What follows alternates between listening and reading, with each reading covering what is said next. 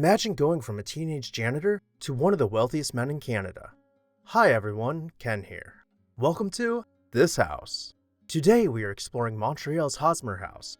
Make sure to hit that subscribe button so you never miss an exciting episode of This House. Charles Hosmer had humble beginnings. In 1851, he was born in Quebec and got his first job at the age of only 12 years old, sweeping floors for the offices of the Grand Trunk Railway. At 14 years old, he dropped out of school to become the telegraph operator for the same company. He was really good at his job, which caused Dominion Telegraph Company to take notice. They brought him on board and he quickly worked his way up from the bottom to the top. By the age of 30, he was the president of the company. Running a telegraph company gave Charles access to networking like the world had never seen before. He was able to take his money and invest it far beyond his reach, eventually owning 26 other companies. From the energy sector to hospitals, from insurance to banking, he had his hands in every industry. It was no surprise that when he met hotel magnate Cesar Ritz, the two conspired to co-found the Ritz-Carlton Hotel in Montreal. Quickly, all of his investments and businesses made him very wealthy as he managed them all from afar. With his money, he began planning a grand home for him and his family. In 1899, he purchased 2 lots in Montreal upon which he would build a 35,600 square foot Beaux-Arts-style mansion, fashioned in brownstone. The exterior boasted intricate details harkening back to Baroque design, including palmettes, cartouches, and festoons, found in abundance across the facade. Walking inside, you would pass through a vestibule and into the stair hall with the grand staircase still ahead of you. To the left was the Louis XVI Rococo reception room. The walls had been treated with green silk, shimmering behind sofas which had been upholstered with tapestries, all set below a hand-painted ceiling featuring a floral motif framing a central cartouche.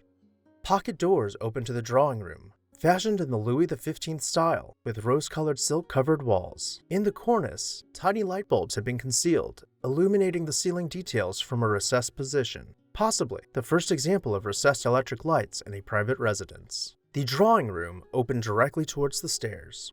The Baroque-style hall boasted ornate columns supporting a coffered ceiling mirrored on either side of the staircase, whose landing divided the stairs below a window, turning them back towards the hall as they ascended. To one side of the stair hall was the library, finished out with hatched wallpaper, contrasting the ironwork composing the fireplace surround, frieze, and ceiling.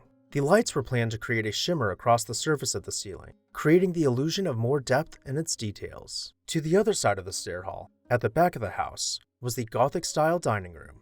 With hand-stenciled walls set below large wood beams, a rustic chandelier was suspended from several chains in front of the solid stone fireplace. Though Charles had come from nothing and had gained the world, he never forgot his humble roots. His house also included private bedrooms for each of the servants as well as indoor bathrooms for the men and women, something that was unheard of at this time.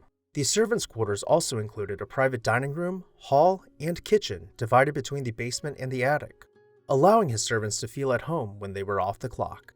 Charles lived here comfortably for the rest of his life, until the passing of his wife Clara in 1926. He passed away just one short year later in 1927, leaving his fortune to his 2 unmarried children, Elwood and Olive. He left them $20 million, or the modern-day equivalent of nearly $350 million.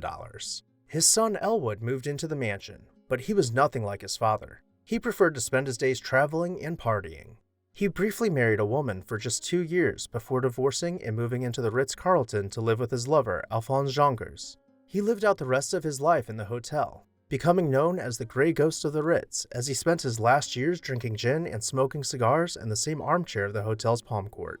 Upon Elwood's death in 1947, his sister Olive inherited the family home. She died in 1962, leaving it to her personal maid and companion, who sold it to McGill University. Though much of the interior has changed, the house continues to stand with most of its facades still intact. It currently serves the university as McGill's School of Physical and Occupational Therapy, and its beauty continues to be admired by students on campus. Which room was your favorite? Let me know down below in the comments section. And while you're there, make sure to hit that subscribe button so you never miss an exciting episode of This House. I would also like to take a moment to say a special thank you to our This House supporters whose names you can see on screen right now. If you would like to see your name on this screen, please consider joining our membership program today. I'll see you next time on This House.